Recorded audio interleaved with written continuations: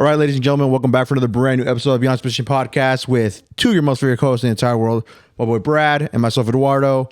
The White Rhino isn't here. As you can see, he is absent, but he'll be back on the next episode. So till then, see you again, brother. A lot of things going on, Brad. A lot of things. You know, should we dive in hot right away? I wanted to ask you your opinion. I promised Brett I would save this when he's on the next episode, but it's kind of hard to ignore. Now, for people who probably saw this video come out yesterday, my wife sent me a clip and it said warning, trigger warning. That's what it said. I didn't know what I was stepping into here, so it caught me by surprise. So yesterday, somehow, I want to say it was either CNN or it was a specific network, right? They got a hold of 2016 hotel footage, and lo and behold, you know, we've talked about this individual before here on this podcast. And of course, everybody's probably talked about, or everybody's heard about just all the stuff that's going on with this individual. It was a video of P. Diddy. And it was a video with, what's her name? Cassie? Cassie? Yeah, Cassie. And first of all, homeboy's in a towel. First and foremost, obviously, you know, he was about to take a shower, jump into the shower, whatever, you know? He was in the lobby in the towel? No, it seemed like he was like in a hallway. Okay. So he was in a hallway and he starts running. He starts running over to Cassie and starts just hitting her, dude. Like unloading, bro. And once she's like on the ground. Chris Brown status? Well, I never saw the Chris Brown. I don't think, is there Chris Brown's footage? Video, but her face was. Oh, yeah. She was pretty. Yeah. Rihanna, definitely. Yeah. It was just pretty brutal to watch, dude. Like this dude literally physically hit her with his hands, hit her while she was down, kicked her, and started dragging her. Damn. So that's Ray Rice. Was he for the Baltimore Ravens? Yeah, the guy in the elevator. Yeah, the elevator. Yes. I do remember that. It ain't funny. I'm just laughing at the mere fact that, you know, everything that they've said about this man, and there's just been a lot of speculation, a lot of people coming out talking about this. Lo and behold, it's true. I mean, this is one of the things that we know of, you know, and what's crazy is that there's been a lot of people that have come out. I mean, within the inner circles that he's been involved with, whatever. There's this one individual by this lady name, I forgot her name. Something Wright. Her last name's Wright. But she's been talking about all this stuff that, you know, supposedly there's just a bunch of more stuff that we have no clue that, you know, that exists. With this being released, it's like, dude, now you're seeing the ripple effect where people at the high level status are obviously now saying like, you know, he's pretty much done. Stephen A. Smith even said that on his show that P. Diddy Combs is pretty much done. So did Stephen A. say that? I didn't see that. No, he said that. He said that it's over for him. So I mean, like, what do you expect? I mean, would you be cool with an individual like that? If like blatantly, right? Like, granted, you know, you never suspected of an individual doing this type of stuff or whatever, and then you come to find out there's video evidence of this dude being the brakes off of a chick. Like, you wouldn't be cool with that, right? No, I mean on a lot of levels you can't really be cool with it. It puts you into weird waters when you're friends with the person, right? Oh, like, dude. So obviously in the public eye, like the guy is just an absolute fucking loser. You know, like you would say Call of Duty, you know, because we used to play a lot of Warzone, or we still do. But you're like, he's a waste of skin. Yeah, exactly. I mean, to me, there's like a hierarchy of crimes like that can just be like unforgivable. Yeah, and like. Right below, you know, pedophilia is beating women to me. Dude, and so it's like pathetic. I just couldn't believe it that, you know, now the evidence has finally come out. Mind you, 2016, the California, I think it's LAPD, that they released a statement saying that even though that this is now actual evidence that this took place, they can't do anything about it because it was so long ago. So, statute but of limitations. I'm sure that has a lot to do with it. But, you know, again, this tape existed since 2016. We're in 2024. Somebody had to fork over that, or somebody must have paid a hefty, like somebody definitely put some huge money down to get that release. And 8 years doesn't seem long enough to not be relevant. Right. I mean, 8 years isn't that long. You know? I mean, they're cracking murders from like the 70s. Right. No, that's what I'm saying. So it's very odd to me. Like, how was the tape even just held to not even come out? Even today now, like everybody, like TMZ, anybody, Hollywood Report, you name it, like a bunch of people are like, they're openly looking for stuff like that. So somebody must have come out, forked over a hefty amount of money or something for that to release. You know what I'm saying? And then think about like did Diddy actually put a lot of money out there to not get it released? You know, because I'm sure they have cameras like that for a reason. You know what I'm saying? I haven't really stayed up on this as much as you have, but I know that there was something mentioned in the news about money that was exchanged. Yeah, so for that video to go away. It doesn't. Yeah, that it doesn't come to a surprise. And I want to say it was to the hotel or something like that. Yeah. So the hotel security. I want to say the number that I saw floating around supposedly that he paid like $50,000. That's what I saw. Really? That's exactly. So, okay, what I saw, so we're probably reading the same thing. So yeah.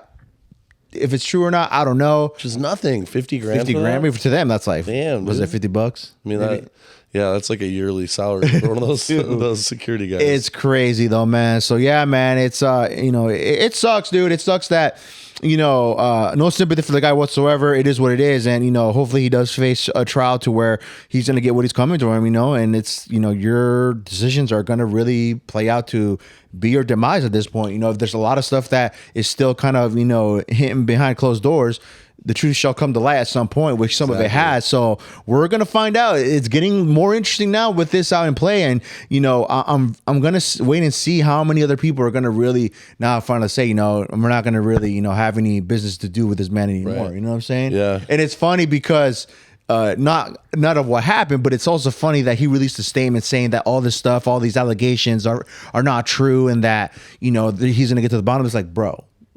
Like, come on, it doesn't look good for you too now, fam. So yeah, so that's definitely kind of one of the big things that happened the past couple of days.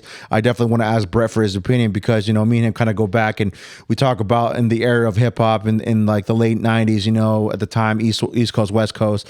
Big and Pac, Puff with Suge Knight.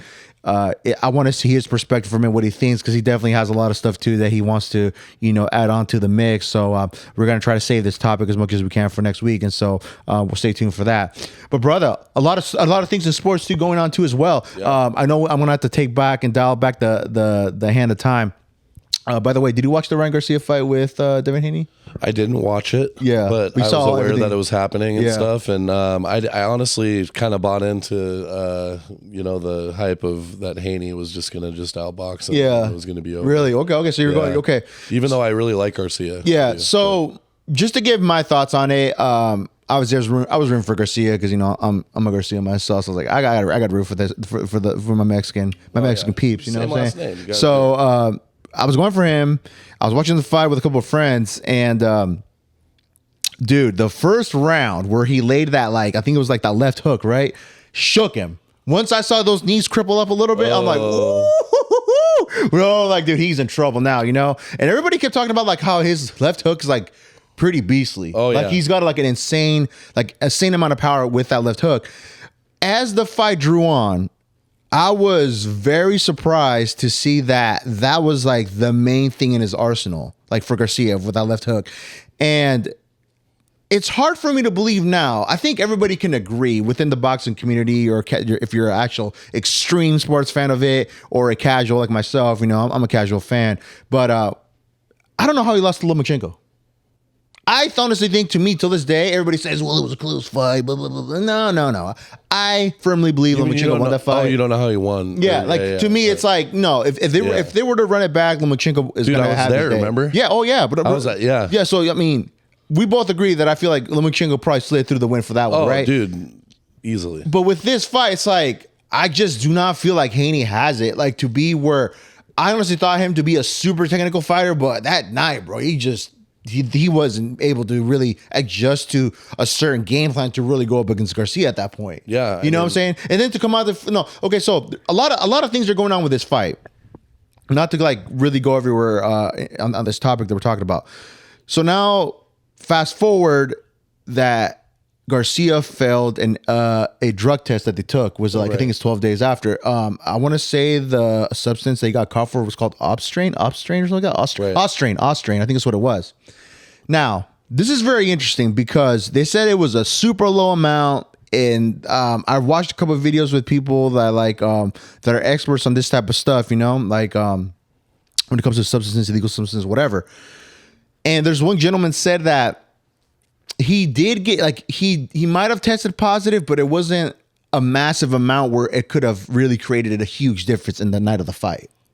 And it's very odd that he got tested like I don't know how many days specifically before the fight that his test came back negative. Right. So now I'm kind of like confused on really what's going on. But so I want to ask for your opinion. If there's an illegal substance that for sure, if it was to show up in your system, regardless of the matter, if it's going to have a heavy effect on it, yes, a heavy effect on the person, either yes or no, do you still have to stand by the rules and say you got caught, so that means that fight, or you tested positive, so the fight should be considered a no qualification, meaning it's not going to count as a real fight anymore? Yeah. Like, what do you think? No contest. Yeah.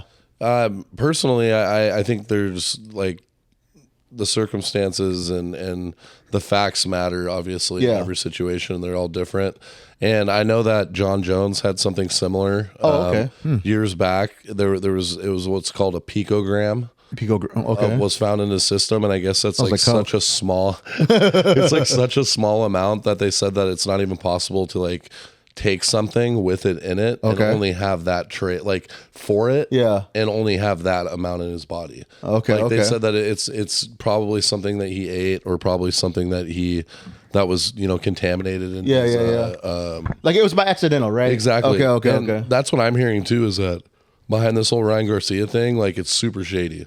Like the amount is like even lower than the John Jones thing. Okay. They're saying the amount is like so minuscule that there would be no way that he could even take anything and have that little amount again in his system. And so the timing's kind of funny.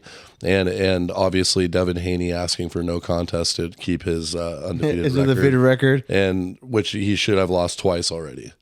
I mean, dude, regardless, in the people's eyes, right? He's already like... I think he lost bad to Lomachenko. Like, I was there live, obviously, in Vegas, and I watched that fight, and I'm telling you, the whole entire arena was outraged when they found out that Haney won that fight. Dude, yeah. I remember it too, man, because I was watching that, and I was confident that Lomachenko slid by a slither to like win that fight. And you watched it on TV, and I watched it live. Yeah. And we both came with the same result. We didn't talk to each other at all about it until Monday. And literally both of us saw the same thing, and everyone in the arena saw the same thing. But somehow it's the only sport that you can lose and win.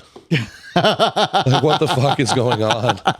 Like, you said it perfectly. Yeah. No, man, it's like that Debo scene, and you can clip it up there when he's when I think Chris Tucker and him are shooting dice, and it goes back. I won. The guy, I lost. Yeah, he's like, I won. I lost. Like literally, he won, but he lost. I won. I lost. Yeah, exactly. He's like, whose bike? My bike. I lost. I love that. He just looks at him. I won. I lost. That was a good scene. I remember that. He beats that guy's ass in front of his dad. I told you we should go home. Yeah, why'd you get mixed? Right. Get mixed in with the wrong people. Give that guy's back. Yeah. Oh, perfectly said though, man. No, you're right. So yeah, man, I don't know what's gonna happen. I think as of now, I don't think there's going to be a reverse in that match, man, from what I've been seeing within the interwebs. But it's very interesting on the fact that, like I said, Garcia got tested a couple days before the fight, didn't show up, and then all of a sudden it shows up after the fight. It's like what do you do in that situation, right? It's very weird to me how this outcome came about. At this point, though, it's funny, dude. People are savages, man. People are brutal. They like on just the comments, when Devin Haney would respond to some things Garcia would say, a lot of the stuff, people are just like, man, just let it go. You got beat up that night. That you got to change that thing in your bio from what is, I think, 31 fights and 1 loss. They were just grilling him. That I think he took off his thing off his bio, that his record. I'm just gonna take it off, bro.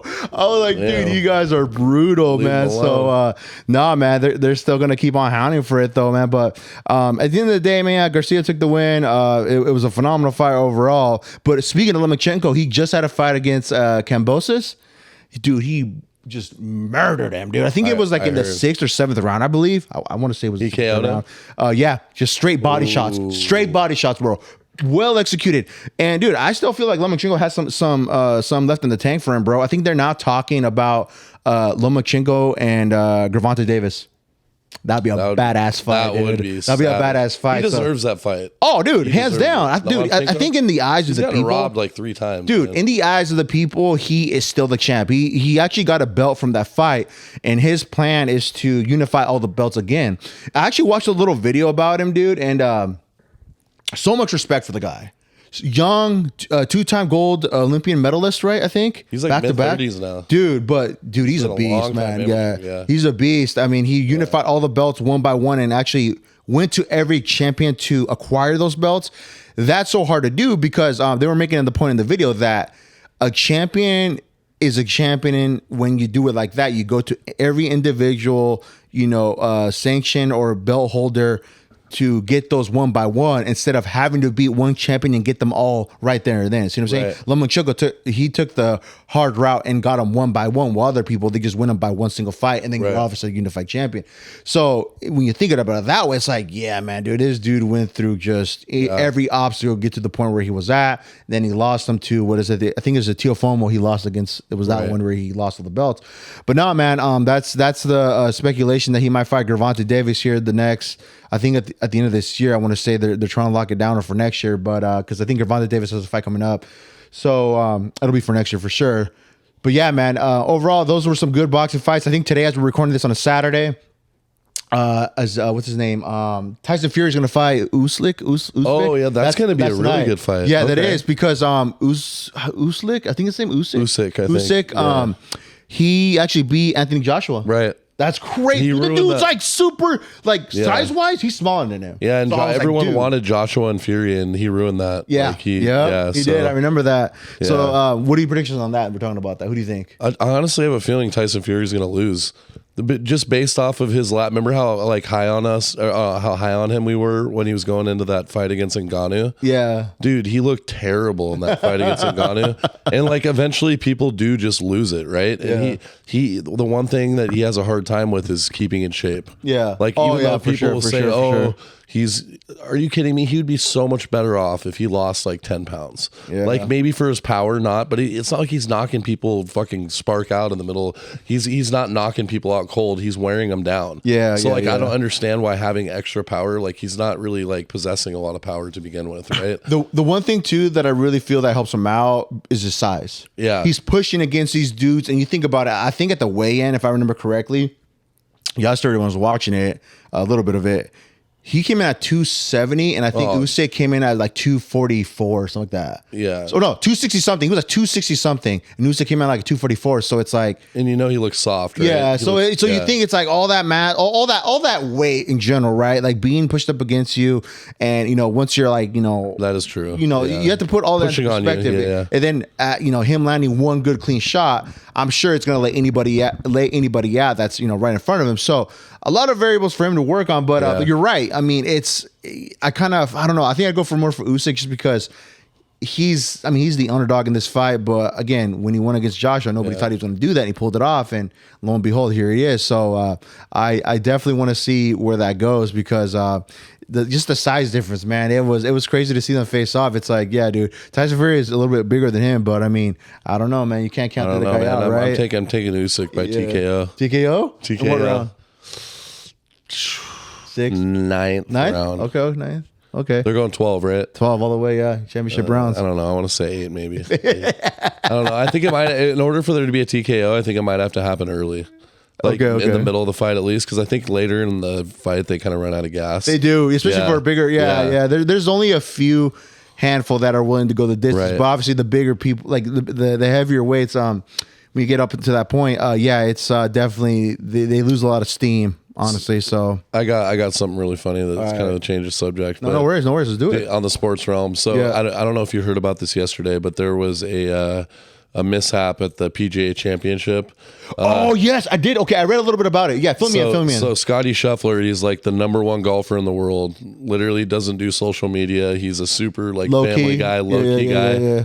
apparently he was on the way to go to his second round practice session. Yeah. And there was, and if you guys are Washington natives or whatever, there was this like crazy shooting that was on the I-5 the other day, right? My pops actually sent me a message about that. The video is crazy. Oh yeah, it's crazy. It's crazy that they have that video, and I've seen it already too. But apparently something similar happened to that. Okay. So something similar happened to that, and it was in Kentucky, right outside of where the course was at. Okay. And I guess the traffic was just like It's crazy. deadlocked, right? Okay. And so Scotty Scheffler pulled up and was trying to get to his practice round, and a cop goes, "Oh, hey, Scotty, yeah, go up around this way, blah blah blah." Yeah. I don't know really anything after that, but he ended up with a slew of charges of like, so he basically turned up this area.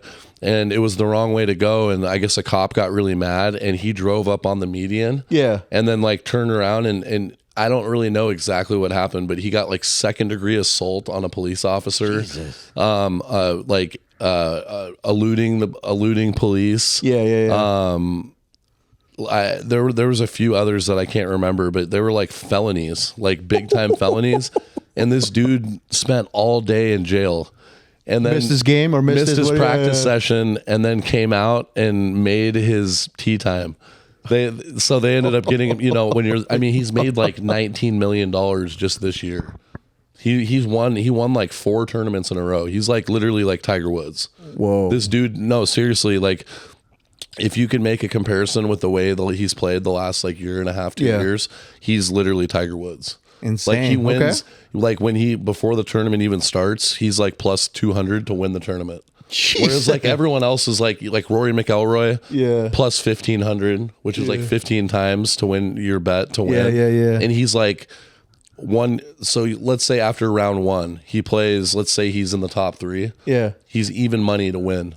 That's crazy. That's how like everyone just thinks he's going to win every time, right? Like, so it's just hilarious because he spent all day in the jail cell and then made his tee time and shot 9 under.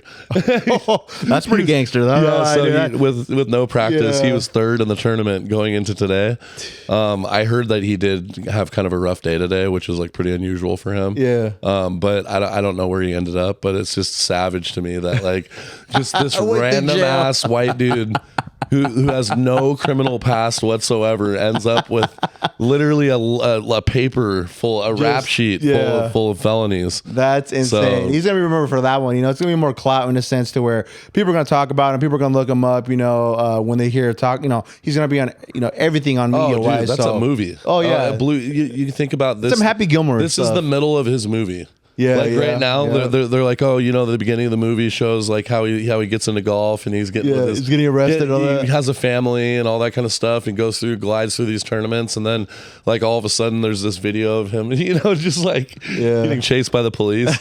Like, super random, like you'd see it on Wolf of Wall Street. Crazy, that is crazy. No, I did see kind of like a headline about it. I didn't dive in too much into it, but I was very curious, like, what the hell is happening with this guy? Dude. So lo and behold, so wild. That is crazy, man. All for just some golf, man. See, so golf isn't as innocent as what people make it tend to be. Golf has got big money in that, dude. Golf, the purses the live we talked about. Just if we're winning one tournament, I think you get all that money up front. Yeah. You sign the contract. Yeah. And then you get $5 million if you win. So it's the same thing. It's similar in the PGA because they wanted to rival the numbers. So I believe they pay out between like $4 and $5 million per winner, like every weekend. So if you're winning, and let's say you win 4 or 5 tournaments in a row in a month, you made $30 million in 1 month. Damn, dude, that's money. And then if you hit a major, if you win a major, it's like $8 million or $9 million. Crazy, bro. Yeah, that's insane. Yeah, he's winning majors too. Yeah. So and it's one of those sports too where like I'd be curious to see how they practice for something like that. Like, how do you what are some practices like just like filling out the ball to how hard you're gonna hit it? Like I'm just because I could have had a chance back in high school to play because we had a golf team. Right. But it was one of those things where it never really caught my attention, to be honest. You know what I'm saying? But I mean, I like mini golf. I mean, it's different, I know for sure. But it's like, seeing it as an actual sport never really, caught my attention to, take it that seriously. Dude, it's so hard. Yeah, it is. No, I have a hard time going to freaking Top Golf trying to hit the freaking ball and hit it pretty good so, so it can travel far distance. So I can only imagine when these dudes are like hitting it super far away to get it close to the holes. You know what I'm saying? Yeah, So and it's a lot of people don't understand like pro golf too, and like high level golf. They move the pin locations. Yeah. So like obviously there's a green on each hole. Yeah. Right. They'll have the like day one. They might make it easy, and they'll put because maybe the green has like some weird curvature. Yeah. Where like if it's like a slope and the only part of it is like let's say the hole's on the top. Yeah.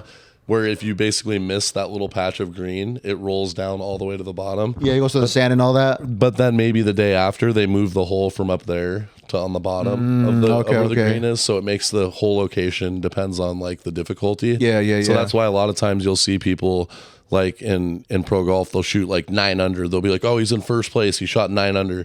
The next day they change the hole locations. Yeah. And it doesn't suit their game. So then they fall off and then other people come forward. And then you got to put a lot of like different variables, right? Like the wind. Right. Maybe if it's raining or whatever, like drizzling, whatever. So it's like, yeah, you have to adapt to that. So, okay, now the more I talk about it, it's like, yeah, you have to pretty much prepare for whatever. Oh, dude, you have to walk. You have to walk. Do you know that? In the PGA, sure. you can't use carts. Oh, really? So like golf carts, like you just see them commonly on every local course or like any you course. literally have to walk. There's certain courses that you have to walk, like actually where they don't allow, like some historic ones that don't allow carts. Okay. But like in the PGA, every event you have to walk. And so that's why Tiger Woods doesn't play in a lot of tournaments. It's not because he can't go up and hit the ball if he's playing on a cart. He can't walk the course because his knees. Oh, really? So that's a lot of it puts a lot of tax on their legs. Cause Interesting. Think about it, 6,000, 7,000 yards. I mean, that's miles and miles of walking throughout. Okay, never mind. There's a lot of training that goes into this stuff. You have to be a good walker, a power walker, or whatever. So okay, crazy, man. You schooled me up on that. Yeah. Okay, so there's a lot of weird things like that. Golf is real as it gets. Then, so definitely, homeboy had a reason to definitely get arrested for that. Well, dude, the 12 mil or whatever on the line, Holy moly! Yeah, and his wife. Oh, get this! Like, so what's hilarious is I actually had a bet on this guy like a few weeks ago, and I won like $600 because of him. Oh, so because after the first round he was losing, and so his odds. Remember, I was telling you how they never really go above plus 200, which is like times 2. He was out by like 8 shots. And then all of a sudden, I was there and I saw he was plus like 1,500, and I put like $50 on him, right? So 50 to 600, and he won. It was 50 to 750 because it was plus 1,500. So I got $800 back. Damn, I got a feeling. But that dude, he's a beast. So I mean, it's like surprising that if he doesn't win. Yeah. So I mean, it's kind of cool too because we're in a way like. It could be the beginning of something crazy, like a Tiger Woods type thing. Yeah, because the guy is only like 23 or 24 years old. He's pretty young. Though. Isn't Tiger Woods' son too playing too now? Yeah, he had So there's a few really good young players right now. Yeah, and so everybody, when there's a guy like Tiger Woods' son or like let's say Michael Jordan's son or whoever. They're always like, oh, this guy's better. Check out this guy. Everyone talks about Charlie Woods, but look at this guy. Yeah. So there was a kid that. I believe he was Charlie. Yeah, Charlie Woods is his name. His son. He's the same age as him. Yeah, and he played in a what they call the Korn Ferry Tour, which is like high level professionals. It's like you're a couple shots off of the PGA Tour kind of thing. Okay, PGA's like the best. Exactly. Okay. So he was like playing in like the high end minor leagues kind of thing, and this kid that was Charlie Woods' age made the cut. Oh, whoa. Like he was like almost like in contention to like win the tournament. Yeah. He ended up getting like 4th or 5th place, and not bad though against men, against guys that are like 40, 50 trying to make it into the PGA. Yeah, and this kid comes in at like 14 with his shirt falling off of his shoulders, like nothing fits him kind of thing, and he's out there just running it. Oh, dude. Yeah, so he went a size up because he felt like the shirt that he usually gets a little too tight on him, so it's like swinging down his shoulder. Yeah, that's what is funny about golf too, because nowadays just athletic wear in general is a lot tighter. Have you noticed that, like in every sport, right? Even in golf, like everything's more fitted, like kind of muscle, kind of stretch type shirts. So back in like the early 2000s and like even early 90s and everything, there's always a video of like one of the guys that's good today wearing a shirt that's like falling off of his shoulder. Yeah, because it's one of those sports. I was talking to a friend about it, like golf, soccer, and hockey are the only 3 sports in America where people can play professional that are under 18. If you've ever noticed that. Okay. It's one of those sports where like, like Christian Pulisic, he's a USA, they would say one of our best players on the men's soccer team. Yeah. He was playing in like Italy professionally when he was 16. Damn. And it's one of the only sports like that where you can go, or like tennis. Yeah. Tennis is another one. Where you could be like Serena Williams, right? You could be like 16 and then you could be playing in the Coco Gauff. Yeah. 18. Or that Naomi chick, she was pretty young too. When she started, right? Yeah. Well, that chick from New York, like 2 years ago, she was 18 years old from New York and won the US Open. In New York City. That's where it is. That's like big time, dude. Yeah, to do that so at a that's young like- age and in your city, dude. Yeah. Crazy. Yeah. So it's Okay. crazy. It's cool to see some of these sports and see these prodigies and stuff like that. Yeah. Come, full circle, kind of like we saw LeBron. Yeah, for sure. No, I agree. Also, too, I don't know if you knew this, but do you know that the only reason why Nike opened up their golf division, they have basketball and everything else, is because of Tiger Woods? Yeah. I didn't know that. I didn't know that either. What but the really? Yeah, So he was that much of an impact for Nike to Yeah. be like, we want a golf division because of him. yeah, I mean, That's crazy. that game, Tiger Woods Golf, that was on Xbox and PlayStation and all that Yeah, when we were yeah, growing up. That game was like probably a top 5 game. And then as soon as Tiger Woods' whole thing happened with his wife, where he That was crazy. he was really he was blackballed like really bad in Yeah. the media and everything. Lost all of his endorsements and stuff with Nike and all that. And then they obviously came back. Nike came back to him, which is funny is Tiger Woods ended up dropping Nike. Like just recently. He was like, because he was just wearing other shoes. Yeah. And everybody was noticing it. And Nike was like letting him get away with it. And then finally everyone kept commenting and he's like, yeah, I think I'm just done with Nike. Damn. So to he's say that no more with one of the biggest brands, you know what I'm saying? I know. And so with that game though, right after Rory McIlroy won a major, the Irish kid, right? Yeah. And he was hot shit, like next up on deck, kind of like Scheffler kind of thing. And then all of a sudden, they changed his name to the Tiger Woods golf game. Yeah. They made it Rory McIlroy Golf, and the game was done within 2 years. Oh, really? It didn't even like survive. And then they just recently brought it back again. Yeah, and they called it Tiger Woods Golf. So That's interesting. Okay. yeah, just based off his name, it was the same game and everything. No one wanted to play it just because Tiger Woods wasn't in it. Yeah. Okay. Makes sense. I mean, yeah, they want Tiger, man. Okay. Fair enough. Oh, okay. Random. I know random. We've talked about the NBA before here on the podcast. Check that out too if you haven't peeped that one. You know who's a fox, dude? Pretty. I love you. I love my wife. I love you, baby. But this girl is a fox, dude. Like you were saying, I think you said it before. She's like, she could be a model, like straight up. Oh, you're talking about that Cameron Brink? The one from Las Vegas. She's with Las Vegas. Oh, you're talking about Kelsey Yes. Plum? You know, she went to UW. Yes, I did see that. Yeah, She's so beautiful. Let me take care of you. I'll be she's a 5'8". I thought she'd be taller. She looks She's pretty 5'11", tall. I think. I could have sworn she's at 5'8". She's gorgeous, though. You saw Yeah. that little top that she wore into her... Someone said like, "Damn, Kelsey Plum's really dropping the plums today." It's funny because they just announced that divorce. Yeah. I don't know if you heard about that, but She was married. she was married to a football player who played for the Raiders. Oh, And so they were okay. both. Well, they're in Las Vegas. Right? right? Yeah. It makes sense. Okay. He got traded, and then now all of a sudden they got a divorce. And Really? they're not even. They were literally my marriage lasted longer than theirs. It was like a year. Damn. Yeah, that's saying a lot too. Yeah, I was like, 'Cause mine damn. was like basically not even real. Yeah, that's great. So, damn, I wonder- I don't know. That's their business, but yeah, dude.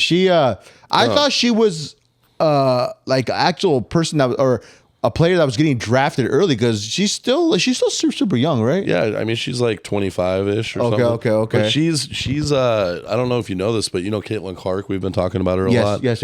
She was the leading scorer in women's. I believe in either women's or all of college basketball before Caitlin Clark this year. Oh, So Caitlin okay. Clark, I believe it was just for women's, but she was the women's, and so she's like the third all-time scorer in college basketball history. Yeah. Okay. She's nasty. Okay. Yeah. And she's gorgeous. See, this is how much WNBA is making a wave. It got me interested. She's so got I'm some. looking She's into got it, you know some. what I'm saying? She's got some like Latina in her or something though. You can tell. Yeah. It's like some sort of like Hispanic or something. Maybe. I can see it. I can see it definitely. So yeah. Okay. Otherwise, my radar wouldn't be going off. You know? The radar. Your spider senses aren't tingling. exactly. That's what it is. You know what I'm saying?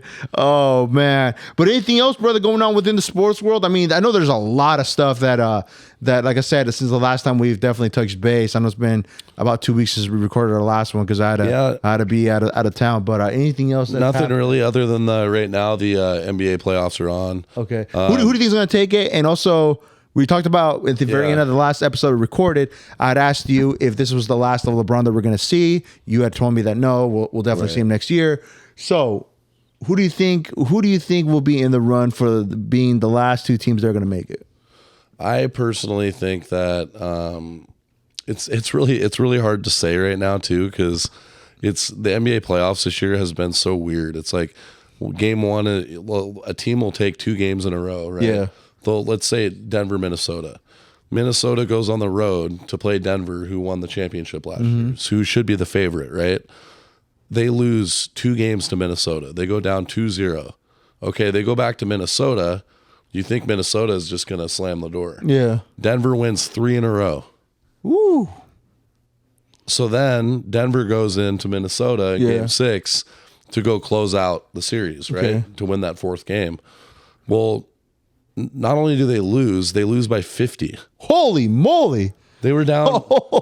And guess who I bet on? Minnesota. The team that lost by 50. It was literally the only, it was probably the worst loss I've ever had on a bet, like where I legitimately thought the other team had a chance and they lost by 46 points. That's insane. So now. Pretty much a blowout, right? Oh, dude, it's 50 points is like half of a team's points in a game. And they lost. They went a period of time, I believe it was like 6 minutes left in the third quarter. They had 53 points, which is normally like halftime. For most, right? They had 70 points for the game. That's crazy. So that means for minute 6 of the third quarter, for all the rest of the game, which is 18 minutes, they scored 17 points. Insane, dude. Like, how does an NBA team do that? I don't understand, but it's pretty obvious to me that the way the games are officiated, that like the NBA always wants game 7. Like if there's going to be a game 6, that's what I've learned now. From now on, if I'm betting on a game, no matter what the matchup is, if it is game 6, I am betting on the team that is down 3-2. Because the NBA wants these games. Think about it. If they sweep 4 games, let's say a team just wins 4 games. Well, they lose out on all the TV money. They lose out on all think about the money people spend when they're at the games. So when there's 3 more games total versus 4, you're like doubling your revenue with all the concessions and all the beer and all the jerseys and sweatshirts and parking and like, I mean, it's just ridiculous how much money is and how obvious it is. Like they'll just be like touch fouls on the other team. Like free throws. What the hell? You're just turning around shooting. Foul. They give them like a continuation. You know, in the NBA when you get fouled, you can like still be moving to the hoop but not shoot it. And they call it continuation. They'll just give the other team like these crazy continuations, like where the guy gets hit and then he like takes 2 dribbles, then like fades away, shoots the shot and makes it, and they call it an and one. You like that kind of thing, you know? So it's just happening. And you're like, okay, this is one of those games. All right. So in a sense, it's kind of like it's almost somewhat rigged.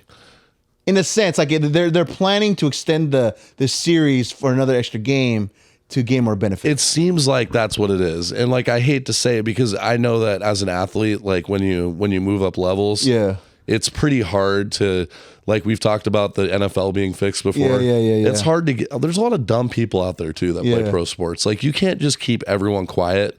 I think that if there is any fixing going on, it's not amongst the players. For sure. It's within the referees or the owners or like stuff like bigger players in the game, you know, kind of thing. I don't think those guys can even think fast enough to make some of these decisions to affect the game. Unless it's like the end of the game and you're like, oh, you know, the mobsters, I told them we were going to be -3, so I'm going to go ahead and airball this one. Like right now, you know, like that's a little different.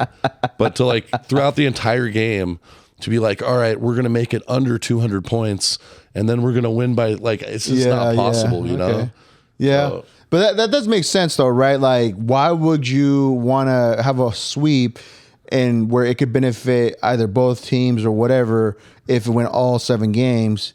That way you have more to retrieve in regards to just revenue, right? For everything, right? So I can definitely see that aspect, right? I don't know. I wouldn't doubt it. I mean, I honestly, personally, I wouldn't doubt it at this point. But yeah. And some of the disparities in talent between the teams, like they just can't do that. Yeah. Like even the refs can't even help them, you know, kind of thing. But I saw it. The Celtics were playing the Cavs, and the Cavs were missing like all their best players, and they wanted that so bad. They wanted that to keep going because Cleveland had no one on their team, and they're going against Boston, like the best defensive team, one of the best shooting teams in the league, and they're like in Boston, and they're somehow like, you know, winning, like that kind of thing. You're like, how are you going to win this game? And then somehow, you know, out of nowhere, then, you know, Boston comes back and wins. But, Definitely. Yeah. Okay. But they wanted it to happen. The Knicks are still in it, right? Yep. Knicks are still in it. They lost last night. Oh, they did? They lost game 6. Okay, game 6. Yep. So. And it's funny because they walked into, they pulled the old Celtics trick where they came in wearing all black for the funeral. Yeah. So they came into Indiana, and their whole team were all black. Yeah. And that's a thing that for elimination games, if you guys don't know, people will refer to it as like their funeral, right? So the Knicks showed up wearing all black, and they ended up getting blown out by 20. So now we have, I believe it's tomorrow game 7 at Madison Square Garden, which you already know the Knicks are going to win that. Like if we're going to go by a script, like if there's a script, Indiana's going home. Yeah. The Knicks are back. NBA, it's so good for the NBA to have the Knicks back. Why is that? Like, well, just because New York is the mecca of basketball. Like even though basketball was created, basketball was technically invented in Indiana, which is another mecca of basketball. Okay. But New York has always just been, in the NBA especially, it's like one of the most historic teams, right? Patrick Ewing used to play there, right? Patrick Ewing played there, yeah. And back in that day, that was those were good times because that was like Michael Jordan, Reggie Miller's over on the Pacers. You know, Shaq's on the Magic. You know, I would want to say, dude, those were like the days of, like, for me. That's what I remember basketball as being all about, bro. I just remember the epitome of my childhood basketball memories is the dun dun dun dun dun dun dun dun dun dun dun. You know what's crazy, dude? NBC's bringing it back. Oh, really? So that little theme song, the little jingle. So ABC, which also is affiliated with ESPN, they like own the rights to all the TV, basically the TV rights for the NBA. And the rumor is that NBC's willing to throw like tons of money to try to get it back. Oh, really? So NBC is trying to buy back the TV rights, and then that song will be back. Damn. That's a lot of money. Yeah. There's a lot of money within sports, especially with the NBA, NFL, and all that. A lot of money within that. Oh, dude, if we never went to another game, the TV rights would be enough to run the league. You know that? Crazy. Yeah. That's insane. Some of these teams, that's why those small market teams, like, you're like, how do you even, like, you know, you look at a baseball game or a baseball stadium on a Tuesday on an afternoon in the city in Chicago or something, and you look in the stands and there's no one there. No one there, yeah. And dude, those guys are making money. They're smiling. They're laughing. They don't care. They don't care. Okay. No. Okay. Yeah. Also, in regards, since we're on the topic of basketball, I still keep hearing the rumors about the Seattle Sonics potentially coming back to Seattle.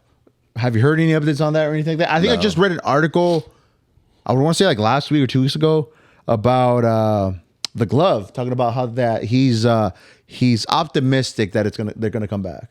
I don't believe anything. You don't believe anything? Until there's ground broken. Yeah. Until they officially say like this is where it's gonna be at. So they wouldn't have it like right there at the what's that one? The Clement Pledge? I would love it if they had it there. Yeah. Because that to me, I loved that. That like it was the Key Arena before. That experience to me was the best sports experience. Like as far as going to a game before the Seahawks Stadium was there. Yeah. And when Safeco was there, right? Like when, you know, watching Mariner games and stuff there. I loved being in the Key Arena just because you're surrounded by such cool stuff. Yeah. There's like the Space Needle right there. The Discovery Center or whatever for kids. Yeah. They have the mall. Yeah. Excuse me. But those are just, the fountain right out in front of the stadium. Yeah. There's just so many memories around there for me that I would love to see them back in that area personally. Yeah. Okay, so no, you feel like it won't come back. I just keep hearing about it. I think like every year we hear like a little beam of hope that they will come back, because I definitely would want to go catch a few games if that were to happen. But I don't, like you said, until they really said, okay, this is where we're gonna make a new arena, or they're coming to the Climate Pledge, then for sure, because they were saying that Las Vegas and Seattle are the two top areas where they want to implement a team. I don't know if it's both areas get a team, or it's between the other team, or it's between Las Vegas and Seattle. I don't know. So when I hear that though, like to me, if I'm the commissioner, Vegas is a no-brainer. Yeah, for sure. Seattle's more of a gamble. Like even though like we have fans here, they're gonna have the same issues that they had before. Yeah. Like the TV money's there now and all that. Like we talked about, you can run a franchise and have no one show up. But at the same time, like Vegas is perfect for sports. Oh, dude. Because you can go on vacation and catch your team playing. Oh, for sure. Like you could plan the trips out all based around the games when your team is playing. And you'll always have something to do. Oh yeah. Always. So regardless if you have a game, now you have the option to go hit the city or hit the strip and do whatever, So it's like a perfect combination. Yeah. And the only reason why Seattle would be a no-brainer would just be the history. And then like, oh well, they're able to support other teams. Yeah, but they got a football team, baseball team. Yeah, it's like hockey team. Yeah, I mean, to me, if it's that's why I don't get like super excited when I hear about it, because like if we're behind Vegas, like there hasn't been an expansion team in a while. Yeah, like the last expansion team I believe was the Pelicans. Okay, New Orleans, the right? New Orleans Pelicans, okay, and that actually came about because the Hornets. Had to move to New Orleans during Katrina. Okay. So when the Hornets or moved from New Orleans, right? Yeah. They moved from New Orleans and they went to vice versa. They went to New Orleans and then they had to go to Charlotte, right? So Charlotte, when Michael Jordan took ownership, didn't want to be the Bobcats. Do you remember the Bobcats? That was actually an NBA team. So vaguely before the Pelicans, they were the last franchise that was awarded, I believe, and then there was the Thunder. Yeah, the Thunder, right? Yeah. So, but yeah, New Orleans Pelicans. The reason why they have that name is because when they left the Hornets, right? Then they're like, well, what about us? so then the team was playing there basically, and then they had to change their name to the Pelicans. Yeah. And then that opened up Charlotte to take back their Hornets name. Okay, it makes sense. It's kind of interesting. So yeah. Took a natural disaster to get another franchise in the NBA. Yeah, natural. So that's why I don't think that it's going to happen anytime soon, and it doesn't make any sense because there's already 30-something teams. Yeah. Like, what are we going to have? 40 teams in 15 years? Like, what the hell is going on? Yeah, true. And like you said, man, Las Vegas now they're breaking ground for a baseball team. They have a football team. Now they're potentially looking to get a basketball team. They have a hockey team as well already too. Yep. So they have the full arsenal. They already won 2 Stanley Cup championships. Oh, really? Yeah. Their hockey team. Yeah. Yeah, they're in their first like 5 years and they have 2 championships. Damn. So they're doing something right for sure then. And then they got the Aces, the Las Vegas Aces. Yeah, okay. And they're back-to-back champions.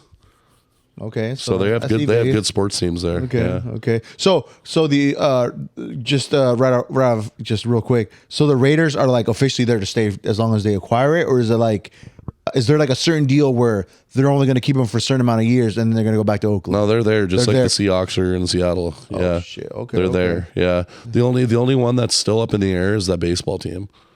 Because they were supposed to be, I believe, this year. They were supposed to have somewhere to play. Yeah. And I want to say last year was supposed to be the last year in Oakland. Yeah. But now Oakland wouldn't take them back. Oh, damn. So like the Oakland A's, right? The A's? Yeah. Okay. The Vegas mayor came out and was like, yeah, it's really a shame to see Oakland lose their team, and we really want to help them get them back. And they made a really...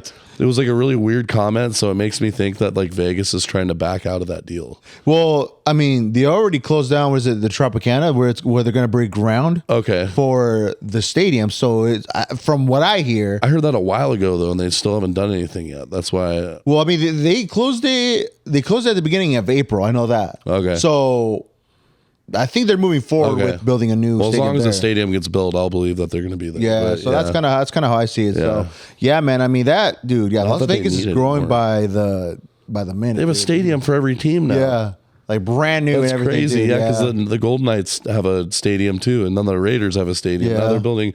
It's like a lot of these teams will share stadiums. Yeah. With each other. I mean, they got the money, bro. Come on, man. They have the land too. Yeah, lots of land. Yeah, so not on the strip necessarily, but around the strip, they have tons of land. So. Damn, man. So a lot of movement with that. But okay, so more of the story. No time soon for unfortunately all the Seattle Supersonic fans. I don't think it's anytime soon. I would have thought that by now, like when it happened 13 years ago, I believe, I would have thought by now we would have had a team. Yeah. But now I'm like, we'll be lucky to have them before we're 40. Oh, no. Honestly, and that's not even half as long as we already waited. Please, God, no. Please. Yeah, it might even be 50, to be honest. So we might be taking our grandkids. The kids aren't going, the grandkids are going. Grandpa Brad take me to a Sonics game. Oh, that's a crazy alternate universe. Okay.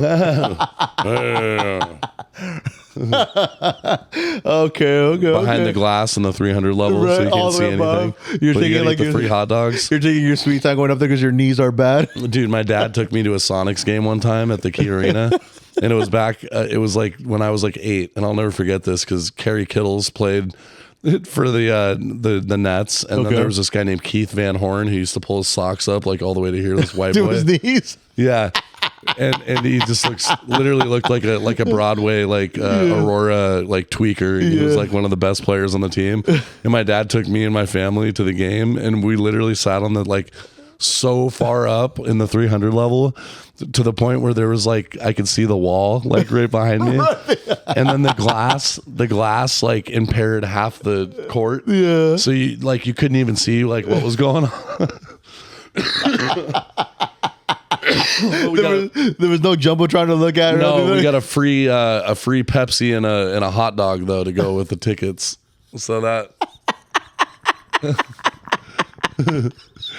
And we're talking about a guy who wheeled a fully constructed storage shed that he bought at Costco through the back. Have you seen that picture of my dad? He literally took a pallet jack and 2 pallet jacks and put this thing that was like the size of my house on a pallet jack and pulled it through the door at Costco to take it back.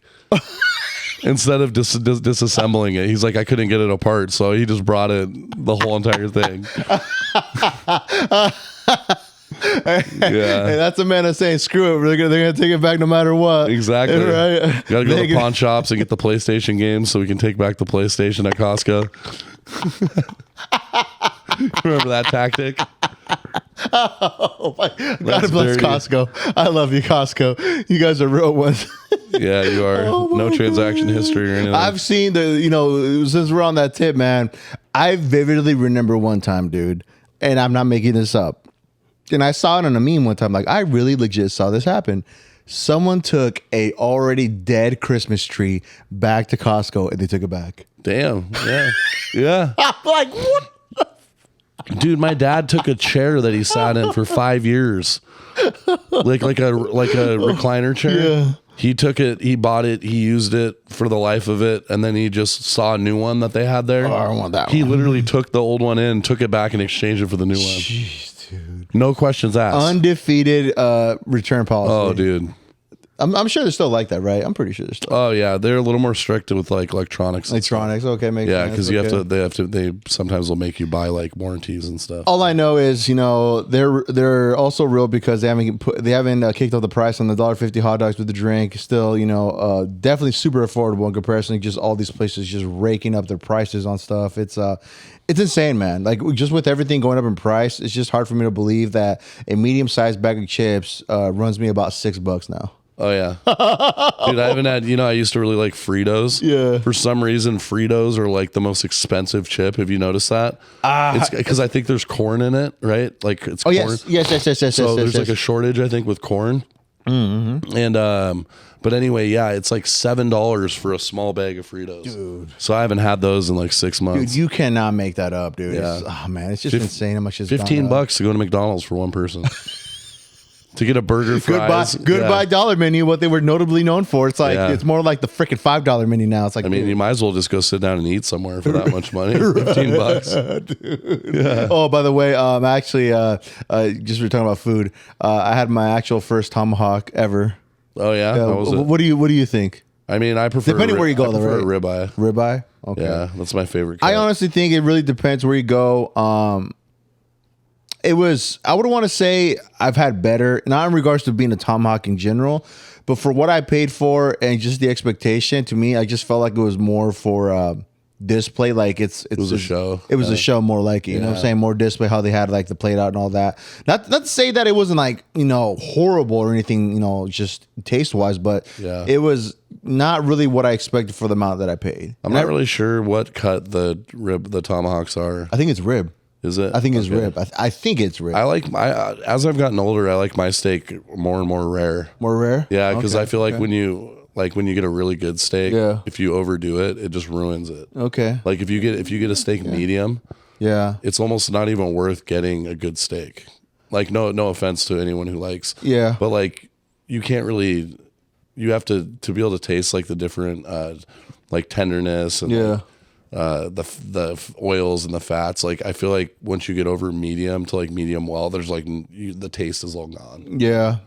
I think in that regards too, like I really just go with the old fashioned filet mignon, dude. You can never go wrong with that, dude. I'm at the point where I'll just order rare.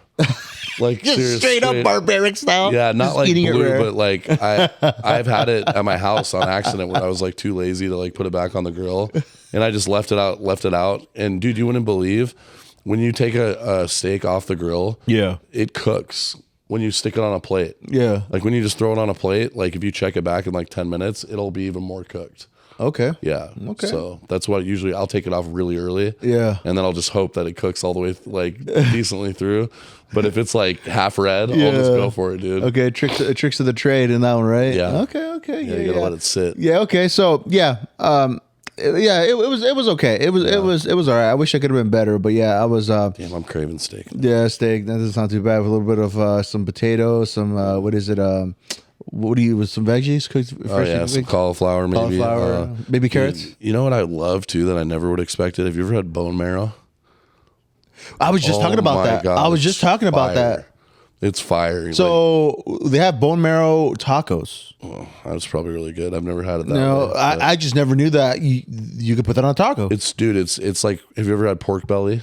Yes. It's like pork. It's like so creamy almost. I would compare it to pork belly, but without the chew. It's like the taste. Okay. But basically at these really nice like steak restaurants and stuff now, they'll offer bone marrow. They'll offer steak tartare, which is like basically raw. It's like sushi steak. Yeah. It's like raw. So the bone marrow is like within the bone. You have to kind of scrape it out, right? Exactly. Okay. You scrape it out. They serve it on. They put like little crispy bread pieces, and you take it off, and you scrape out the bone, and then you put it on there like butter, and you eat it. Oh my god! I just never knew it was a thing. Like it was actual. Like it's an actual favorite. Like it's like one of the favored options, I guess. Like that's what people like. I told my wife, I was like, I never knew about this. Yeah, and the steak tartare. It's just raw steak. It's so good. I don't know if I can do the whole raw thing, dude. I like to get mine medium well. I'm a medium well guy. I dare you to go to a steak place and ask for steak tartare medium rare or medium well. Medium well. Because it's not cooked at all. They'll be like, what? What the hell? Is this guy being for real right now? Like, tell me you've never been here without telling me you've never been. Yeah, no, I definitely do. I'm still one of those guys like just I'm trying to expand my horizons with food, man, because I'm a creature of habit, dude. Like I tell my wife all the time, and I'm not, and she knows that I'm not joking at this point. I'm like, I can eat chicken teriyaki for months and months and months, and I will never get tired of it. I'm not like a guy where I mean, I like to go venture off and try different things, but I'm just very, I guess, firm on just what I eat, and that's what I eat. I guess you don't like sushi then, huh? I had sushi before. Do you like it? Yeah, it's pretty good. Well, it's the steak is like the same thing. Okay. It tastes like if you were like, oh, if I was like, hey, this is sushi, and you ate it, you would believe it was sushi. Okay. Like, because it just tastes like the only difference is it just has a little beef taste. Okay. I'll have to try it then. I'll definitely have to add it to the list Super of stuff. good. I think they put that on crackers too. Some Ritz ones or the white ones? Crackers. Yeah. Okay, so we'll close this episode off by talking about this. I know it's I think by now it's already pretty much run its course in regards to this. We've talked that our last episode was actually just based on the whole exchange between Drake and Kendrick. At this point, I feel like it's pretty much hit the wall where the storm has pretty much settled, and the people, to me, from my opinion, have pretty much made it where Kendrick was the winner. Yeah, pretty much. And I think, I pretty much agree with that statement. And at this point, it's kind of like, you kind of look back at at this exchange or this beef battle, whatever you want to call it. It just seems like Drake got a really bad end of the stick on this one, bro, because now they're calling him all this different type of stuff, and they have a different perspective on the guy because of all the stuff that's coming out. Mind you, now they're coming out with who was it that they were releasing like all these different like allegations that were pointed towards him years and years ago. But this is what's crazy about the internet, right? They'll try to go and rediscover and bring up just the old stuff to make it relevant to where what was going on in the midst of this stuff, to what can we hold true with these lyrics that actually references the true things that happened during this time while these individuals were coming up in the game during their time of, getting to the point where they're at now. So it just seems like on Kendrick's behalf, they really haven't found anything except for like one, I think, this one speculation that he physically abused his wife, so to say. That's what allegedly that's what they were saying, but there was no really like verbal actual evidence or nobody really seeing, saying that they've seen this or evidence come into the front where they could say that's valid. Mind you, with Drake, they're re-releasing a bunch of stuff that, like, I don't know, man. Like, some things were just me raising your eyebrow, right? You remember, was it Sean? I don't know if I brought this up in the last episode. Sean Gillis. Do you know who he is? Yeah, he's a comedian. I think we talked about this, but yeah. Well, yeah. Well, again, going back to what he was saying, like he brought just to kind of go back to what I said in the last episode. He brings up something so randomly, saying something about like, "Oh, Drake likes him young." It's like, dude, like, how? Why would you? Like stuff like that. Like, I don't know if you're jokingly saying that, but it just kind of, again, rings an alarm of like all this stuff that, that's been said between this exchange. And I don't know, man. It's just, they definitely reached down in the bottom of their bag and just try to get as much arsenal as they could, or try to find the best stuff that they could find to throw back to the other person, so on and so forth, back and forth. But to me, it's like, you compare this to what happened before.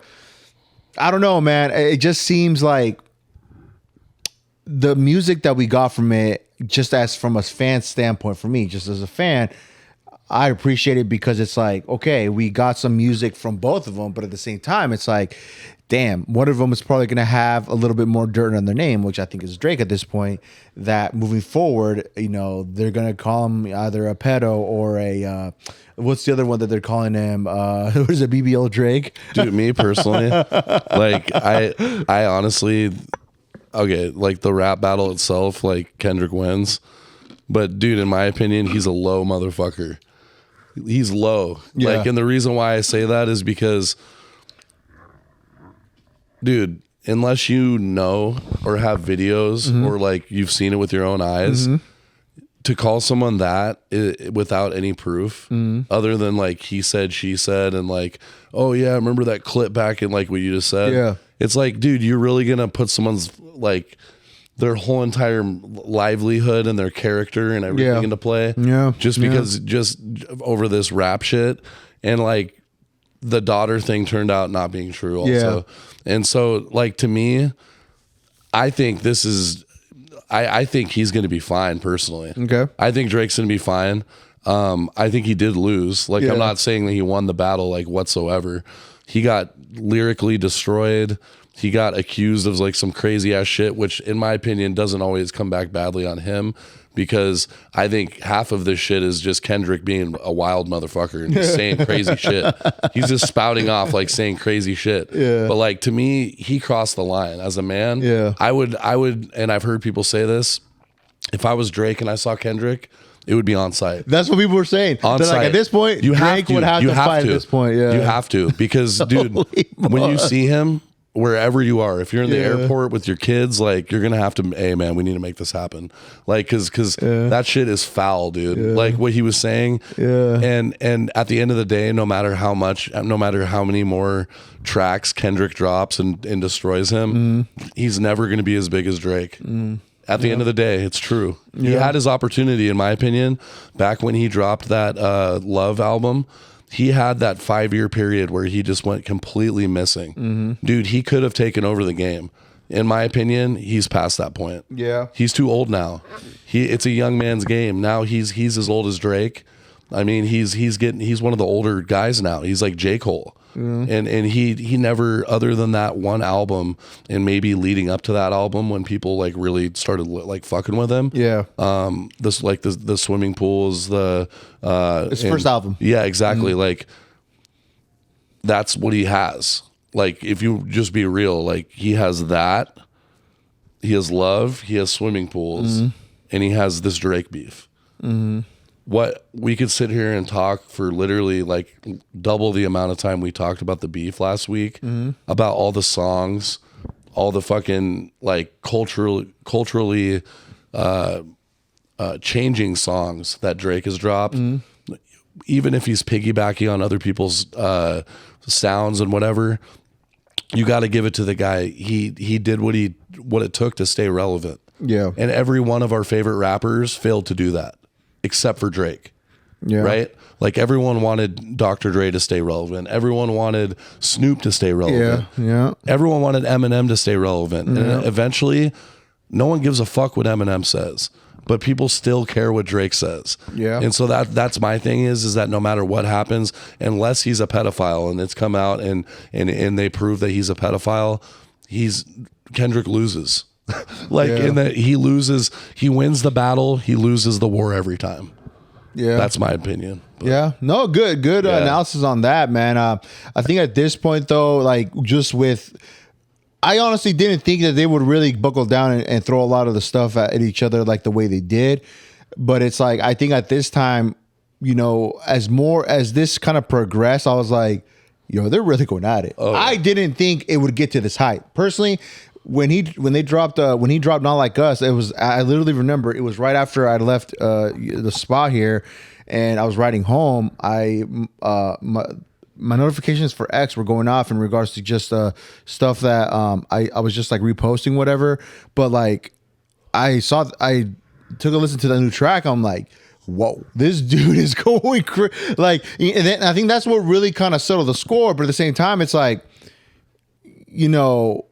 after hearing all that, waited a couple of days to just kind of see what people were saying, just kind of like, trying to get my own perspective on this, just because, if we do bring this up on the pod, which we are right now, but in my head at the time, I was like, I kind of want to just get this different insights just so we could talk about this on the pod or whatever. It's very wild that I think the stain, and again, you could say that, I would agree to a sense of like Drake is not really going to be blemished at any level because he's always going to be what he is, which is going to be an international artist and, like you said, adapting to the sound or to a specific sound to reach that level of success and stay relevant, which he has stayed true. And I agree when did he really come out? I think it was like, was it like 08, 09 he came out? Yeah. So it's years ago, 2024, still making music, successful and still staying relevant. So I give him kudos for that. I do agree. A lot of the time, but the one thing I see that Kendrick stood the test of time for me personally, how I see it, is like you were saying, he could go ghost for 2 to 3, 4, 5 years. I know for sure still people are going to want to listen to his stuff and still stay relevant enough to still make waves. And I mean, dude, this dude was in Mexico. I didn't even know he was that big popular in Mexico. Bro, I have such a crazy comparison here to this. I had no clue. So I was like, Like he's pretty big. I'm not saying to maybe like a level as Drake, but he's still at a pretty big what is it, following when it comes to music in general. Because like for me, just because I'm a Kendrick fan, like every time he does drop a new album, I'm still gonna listen to it, and I'm more like, oh dang, like given that if it takes time for him to cook up some good stuff, I'd rather for him take his time and not like really push out anything mediocre. Yeah, and take his time to make something that's gonna be like stamped to stand the test of time. The argument I would have to that is that he just wasn't cooking at all. Because there's like nothing that came of it. Like the 5 year when he's like, oh, well, he could have been like cooking up for 5 years, like Kendrick. It's not like he came out with and just bombarded us with a bunch of music. Like that's all I'm saying. Like I think he just like legitimately took a break. But like, you know who you can compare this to in the comedy world? Who? Drake is Kevin Hart. Chappelle is Kendrick Lamar. Yeah.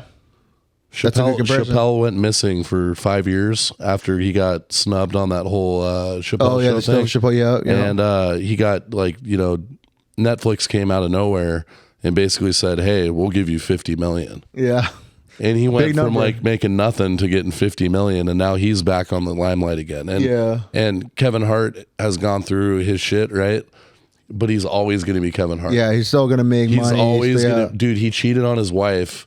Got caught. And then got made fun of cheating on his wife at his roast the other day, and everybody's laughing and shit. Yeah. Like like everybody, he's stood the test of time, and I think that's a really good comparison. That is. Like where Kevin Hart is always going to be able to change enough to where he can stay relevant. And people will always watch or listen to things with Drake or Kevin Hart. Yeah. You can't necessarily say the same thing about Kendrick Lamar and Chappelle. Like Chappelle's more of like a, like if you're you used to listen to comedy when you're in high school. Yeah. Like you knew the Chappelle show. Yeah. Chappelle, but and same with Cat Williams, right? He's kind of the same way. Yeah. Like where you just wouldn't know unless you knew of him back in the day. Because just recently, ever since his Shannon Sharp interview, everyone loves him again. Yeah. You notice that? Yeah. Everyone hated him. Yeah. He was like, even Kevin Hart and all those guys, they all hated him. They were beefing it with him. Yeah, and it's like now everyone's like, oh, well, Cat Williams was right. And now Cat Williams is hanging out with like all the biggest streamers and all the, he's around now. And everybody's like, oh, yeah, word Cat Williams, blah, blah, blah. I think someone even recently, like who I was really surprised to hear, like said his name. And I think it was like Seinfeld or like somebody like that, where a lot of people wouldn't even really acknowledge him at a certain point. He was at a point too, like after that, where he was, I would say, it just looked to me like he hit that plateau where he wasn't really going to go anywhere at that point. He was getting choked out by that eighth grade wrestler. I mean, he's gone through his stuff. Yeah. After that, Shannon Sharp and all that, again, going back to the ceiling. And what's crazy to that, this is where we kind of get onto the conspiratorial side. He was talking about how, because I think Shannon Sharp was asking him about P. Diddy and all that stuff. This is going to relate to what we're talking about in the beginning of this episode. They were asking him, like, what is, like, they asked him something about Diddy, and he was just saying, I never wanted to party with him. I chose not to party with him. All this stuff. I do remember that. It was just indicating, like, there was definitely, he feels like there was definitely stuff that was happening behind closed doors, but all the truth shall come to light in due time. Fast forward. Wasn't that before he got busted too? When he was talking about it? I think that was before that. Yeah, that's wild. Isn't that wild? Right? That is wild. He knew something. He knew something. Was going down. I honestly think he does have his ear deep into just that world of being amongst the elites or whatever. And he even said in that interview that like there was a point in time where they were offering him like a crazy amount. I think it was like 40, 50 mil, but he had to do something at it. Like, I don't know what he said specifically, something, but he said he had to do something at the most highest embarrassment level where he said his dignity is well worth more than any price that anybody can put on. So he chose not to do that. Yeah. And he just said like ever since when he would decline to do anything of that nature, he just felt like he was getting snubbed every time. Yeah. So it's like, I mean, if you believe in the inner circle and stuff like that, like what would you do for fame? I really truly believe there's something like that exists in those realms. What it is and who controls it, I don't know. Well, I wouldn't want to know, but I think it's true. There's always a role for someone else can always take your place, right? Like, and that's what's funny is I watched this. I think it was like it was some Hall of Fame induction for Kevin Hart. I don't know if you saw it pop up on Netflix. No, but it was a roast. Okay. It wasn't like a typical like Saturday Night Live type like the roast of Tom Brady. It was like they did a roast of him. Yeah. But it was mainly like big upping him and stuff like that. But Chris Rock was there, right? And he was talking about how he talked to Kevin Hart, and he's like, Kevin Hart's like, I need advice. Like, what do you think I should do to become basically the next level? Yeah. And this is before like he got any of the movies he got or anything, right? And he's like, you basically have to make sure that you are not connected to any of these people that are around you. Like, you have to do your own thing, essentially, blah, blah, blah. Chris Rock said within 7 months, Kevin Hart was taking all my movie roles. What the all hell? Those roles that Chris Rock used to get, now all of a sudden Kevin Hart's getting those, right? Yeah. And the same thing happened with Cat Williams.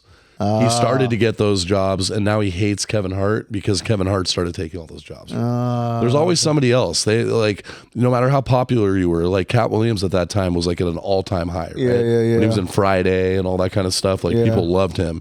And then he went from being in every, culturally important movie to like the streets. Like he played a pimp in like 5 different movies, you know what I mean? Yeah. And then all of a sudden it's Kevin Hart. Yeah. So, no, that's a good that's a good thing you pointed out on that. Yeah. But yeah, man, no, that's a good way to put it though. It's that just in regards to that interview with Shannon Sharp, it was crazy to like how everything just fell in line to what he was talking about. And slowly but surely, things that were related to what they were asking to what he was referring to in that,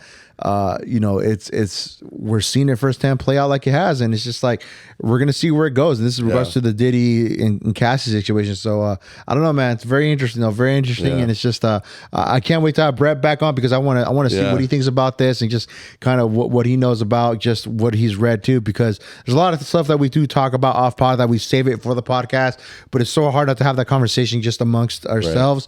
But I mean, I think P. Diddy and R. Kelly are going to be neighbors shortly. I would not be surprised, man. I would not be surprised, but time will tell. So we'll see, and we'll keep all you lovely folks posted as it comes out. We'll definitely share our perspective. So, but on that, brother, should we wrap this one up? Yep, okay. All right. So as always, go check our stuff out. We're available on every major streaming platform, such as YouTube. Definitely subscribe to that if you haven't. Turn the notifications on. It'll remind you when we upload our new shorts, our new episodes, and just give you alerts when we're available with new content. And we're also available on Instagram, Beyond Suspicion Podcast, where we'll have everything related to the podcast on there as well. Just updates on new releases, new clips, new episodes, etc. So follow us there as well. And also, we're professional but unprofessional advice givers, so definitely waiting for anybody that needs advice for whatever situation you're in. I'll plug in their email down below here. You can definitely shoot us an email right there. Send us whatever you want to send us. If you want to just give us a shout out or whatever, just reach us up on the email, and we'll definitely read it out live on the podcast. And if there's a something you want us to talk about or react to, or if there's a video you want us to see, let us know. I will throw this out there that we are, on the road to 100,000 subscribers. we're a bit away, but I will say that without talking to Eddie about this, that he would commit to getting 100K tattooed on his throat once we hit 100K subscribers. That would be wild on my throat. You guys share as much as you can so we can get this up to from what is it, like two something or 100 something? We're at right now as we stand on YouTube subscribers, we're at 191. So, however, though, we do have an actual official real goal. If we reach 500,000, I think it's 500,000 subscribers, and Brett can correct me on that when he comes back. He said he would get a tattoo bear, a full-blown tattoo of a bear on his chest. I'm sure he wouldn't mind adding the throat tat for 500K either. So what? So that's a real thing. He said it, not me. I would consider also getting a 500K tat on my throat. So we're not talking about the scale here, but just so you guys know, if you want to see some goofy people get some throat tattoos, you send us up to 500K. All right, it's great. Hopefully, it'll be well worth it. Hopefully, we bring in some good revenue. Anyways, right. See you people later. Filthy animals. Right. So we're gonna sign one out. We'll catch you in the next one. Hopefully, you're having a fantastic day when this releases. Till then, peace. Peace.